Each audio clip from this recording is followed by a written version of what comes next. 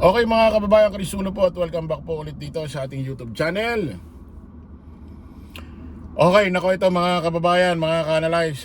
Viral trending na naman ho itong si Tandang Chavit Singson, itong si ex-governor Chavit Singson ng Ilocos, na kung saan ay nalalagay ho sa alanganin mga kababayan, mga ka-analyze, dahil ho sa mga ginagawang panawagan ho na ito, panawagan niya na lumusob na ho ang taong bayan at nananawagan ho siya ng big time rally at lumusob ho sa Malacanang at pabaksakin, paalisin sa pwesto ito si Pangulong Bongbong Marcos.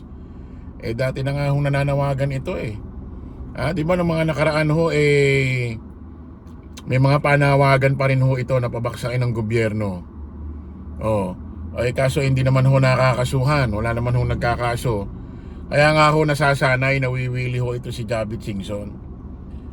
Ito itinuturing ni Palace Press Officer Claire Castro na inciting to sedition ang panawagan ni dating Ilocos Sur Governor Luis Chavit Singson na manglungsad ng protesta upang patalsikin sa pwesto si Pangulong Ferdinand Marcos Jr. Nagkaroon ho kasi ng press con ito nung isang araw na nag-aaya na actually mga kabataan pa nga ang inaaya niya, gagawa rin siya ng one time big time rally at lulusob sa Malacanang. Pakinggan natin ito. One time big time rally and nagigiusap ako sa lahat ng religious organization, lahat ng nagmamahal sa ating bansa, lahat ng ayaw sa katiwalian, grabe corruption. So lahat, inanyayahan ko kayo, pero magtatanong ako kung kailan yun, but it should be ASAP. And we will march to Malacanang. Yung rally. Nag-aaya ho ng isang one-time big time rally ho itong si Chavit Singson. Lumusob sa Malacanang, paalisin si Pangulong Bongbong Marcos sa pwesto at especially yung mga taong nagmamahal daw sa bansa at galit sa korupsyon. Alam mo, Mr. Chavit Singson, yung mga sinasabi mo na nagmamahal sa bansa, galit sa korupsyon, parang di naman bagay sa katauhan mo Parang yung mga sinasabi mo hindi bagay sa katauhan nyo, sir. Galit sa korupsyon, nagmamahal sa taong bayan, sa bansa. Hindi naman bagay sa inyo yung mga ganong salita. Tuloy natin. Time rally na sabi nyo, kinakasan ninyo, kakausapin nyo yung mga religious sector at lahat ng galit sa korupsyon. Sa tingin nyo ba, Gov, ay mas makabubuting ito itamon sa February, sa buwan ng February, kasi yung 40 years na sinasabi ninyo ay nangyari din ho noong February 1986. Nasa grupo yan dahil I will not decide for today. I will decide yung religious organizations and the opposition, lahat na nagpamahal sa ating bansa. Tatawagin ko lahat at tawagan nyo rin ako, pag-ios ako na sila mag-decide ng date. I would prepare yung kabataan ang magsabi ng date para kasi dapat kasama kabataan dito dahil ninakaw na ang future ng kabataan. And I remember very well yung sinabi ng national hero natin sa dami na sinulat. Isa lang ang ano ko sa utak ko. Ang kabataan ang kinabukasan ng ating bansa. Yun ang sabi nung sa Rizal. So, naniyan ko mga kabataan, huwag kayo matakot. Future niyo ito, hindi po sa amin. Para sa inyo po ito. Kung gusto nyo pagpatuloy na ganito, nasa inyo yan. Pero kung ayaw nyo, tumayo kayo, huwag kayo matakot dahil future nyo ito. Pero kung sakaling makausap po ninyo lahat ng mga religious sector at ang sabihin mo nila sa inyo ay ikaw na ba bang magdesisyon Prefer po ba ninyo yung date na February din? Maganda rin, parang malamig pa yung February. Maganda yung February. At may sasabay din dun sa 40 years na Yes, pasok pa rin sa 40 years. 1986 na Pasok sinasabi pa niyo. rin sa 40 years. Okay, so para lang klaro, kung kayo ho ang tatanungin, gusto ho ninyo gawin ito ng February 25, 2026 o ano po? No, 26 dito. Hindi na... Hindi, February, anong date po? Kung kayo po yung pag-desisyonin. Ako, gusto ko ASAP ngayon eh. Pero depende kung ano gusto ng mga grupo.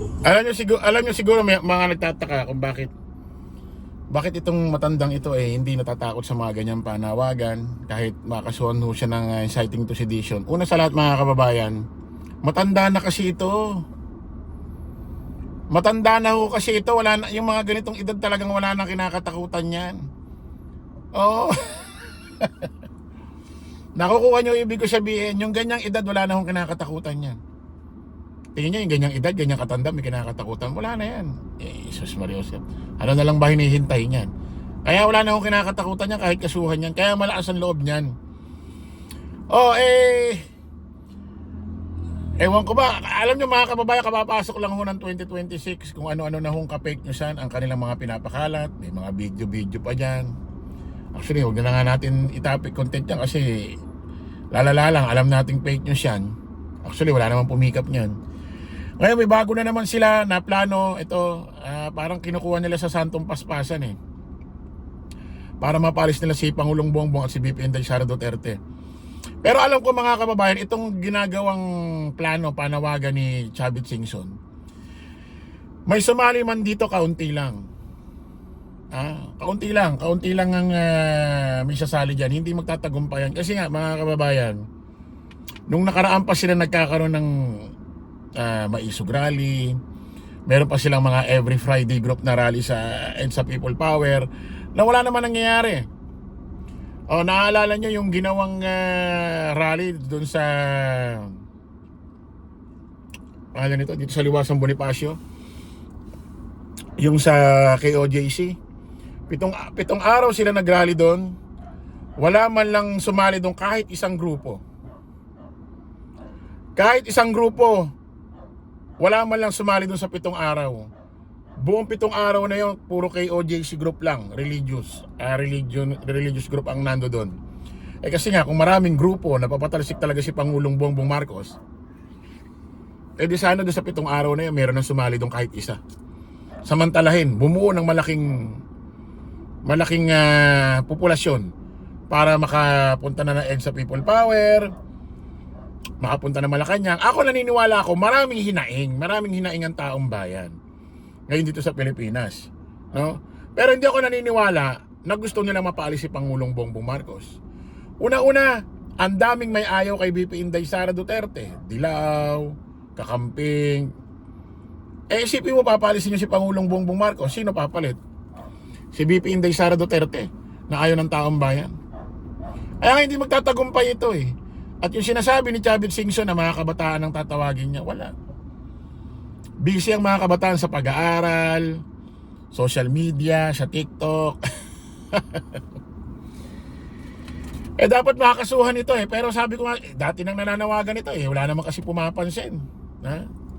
Wala naman pumapansin, hindi nakakasuhan. Minsan nagsalita si Secretary DILG John Vic Remulla, nawawala na raw sa sarili kasi matanda na. Dati nang nananawagan ito, hindi nakakasuhan, kaya nga lumalaki ulo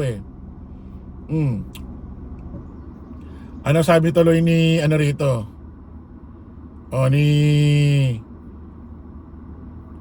Ni Claire Castro. Meron siya ritong sinabi.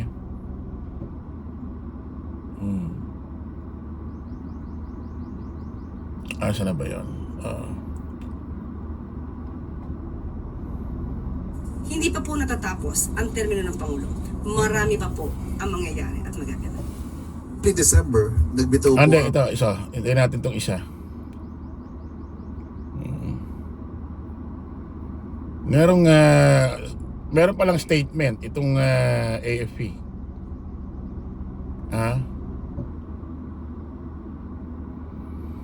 Meron ito AFP. Pakinggan natin. We have taken note of the public statements made by former Ilocos Sur Governor Luis Chavit Singson yesterday, January 5. The Armed Forces of the Philippines maintains its unwavering adherence to the 1987 Constitution, specifically Article 2, Section 3, which explicitly declares civilian authority is at all times supreme over the military. The Armed Forces of the Philippines operates strictly within the chain of command that is anchored on this supremacy. We perform our duties under this civilian authority, which directs the military's establishment in the execution of our mandate. It is in this specific context that the Armed Forces of the Philippines fulfill our role as the protector of the people and the state by remaining disciplined, professional, and united. The Armed Forces of the Philippines ensures that our force is employed solely for its constitutional goals to secure the sovereignty of the state and the integrity of the national territory. Consequently, while the Armed Forces of the Philippines have consistently supported calls for good governance and anti-corruption, addressing allegations regarding civilian governance, public finance, or economic policy fall exclusively under the jurisdiction of civilian courts and oversight bodies, not the military. This must be addressed through established legal processes. Within our own ranks, the Armed Forces of the Philippines maintains zero tolerance for misconduct. We do not shield offenders. Valid complaints against personnel are handled swiftly through internal mechanisms and proper courts. We caution that calls for military personnel to engage in partisan politics or act outside the chain of command undermine our institutional integrity. While we respect freedom of expression, we remain focused solely on our mission, deferring matters of political accountability to the appropriate civilian institutions. At a time when national unity is paramount to defend our sovereignty in the West Philippine Sea, we urge the public to be discerning. We must be vigilant against narratives that masquerade as patriotism, but in reality align with the advanced interests of foreign entities seeking to encroach upon our territory. Ang panawagan po sa Sandatahang Lakas ng Pilipinas ay malinaw ang sagot. Sundin natin ang saligang batas. Ayan mga kababayan, nagsalita yung tagapagsalita ho ng AFP. Malinaw ang sagot, sundin natin ang batas. Sinagot ng Armed Forces of the Philippines ang paghihikayat ni dating Governor Chavit Singson kay AFP Chief General Romeo Browner Jr. Ito yung Chief General ng AFP na tumindig kontra umano'y korupsyon sa militar. Dito binigyang diin nila ang karapatan ng sandang lakas ng Pilipinas ang saligang batas. Kasi mga kababayan, itong makakaliwa, pilit ho nila, gustong-gusto nila na ang AFP ay magbitiw ho ng suporta kay Pangulong Bongbong Marcos. Kasi alam nga naman nila mga kababayan, kapag bumitaw ang PNP, AFP, ay mawawala na ho ng lakas, puwersa si Pangulong Bongbong Marcos. Kasi paano niya pa mapapatupad ang batas? Paano niya pa mapoproteksyonan ng kanyang pagka-presidente? Kaya itong AFP, gusto talagang ng mga makakaliwa na mag-withdraw ng suporta. Mga kababayan ng ang AFP, merong sinumpaang tungkulin yan Naninindigan ho yan sa presidente. Hindi ho po pwedeng sundin ho nila ang mga iba't ibang grupo, iba't ibang politiko para magbitaw lang sila ng suporta sa presidente at para makinabang ang mga iba't ibang politiko sa sarili nilang intensyon. Excuse me. Kasi alam naman nga natin mga kababayan, mga kanalis, pag itong si VP Inday Sara Duterte umupo, marami yung malilibreng kaso. Kayo ba naniniwala kayo itong mga DDS group na mga politiko, pati itong si Chavit Singson, kayo ba naniniwala na Ginagawa nila ito dahil mahal nila ang taong bayan. Ha? Mahal nila tayo? Putik na yan. Ha? Maniniwala kayo na ginagawa nila ito? Kaya gusto nila mapalis si Pangulong Bongbong, mahal nila ang taong bayan, mahal nila tayo. Ha? Tapos gawin daw ito ng mga kabataan dahil para sa future nila. Putik na yun. Ilang taong presidente na ilang presidente na ang nagdaan ko naririnig yung salita na yan. Yung mga EDSA people power na yan, ginagamit lang ho yan mga kababayan, mga kanyalay, para ho sa sariling intensyon ng mga politiko. Ginagamit ang taong bayan. Kasi nga sa taong bayan na ho sila humihingi ng puwersa para si Pangulong Bongbong Marcos ay mapaalis. Kasi hindi ho nila mapababa sa kung ano-anong issue eh. Korupsyon, wala. Haka-haka. Bintang. Mga pulburon video, doon sila unang gumawa ng paraan para mapababa nila, wala.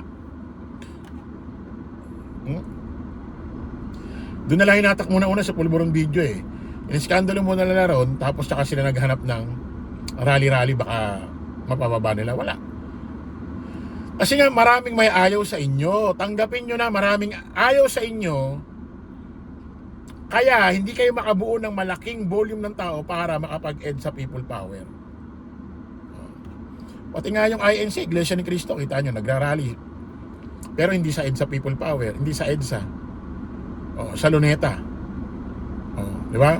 Nagbibigay lang ng mungkahi, hinaing nila sa gobyerno, pero hindi nila pinapababa si Pangulong Bongbong Marcos. Okay mga kababayan, kita-kita ulit tayo sa panibagong vlog. Bye-bye po.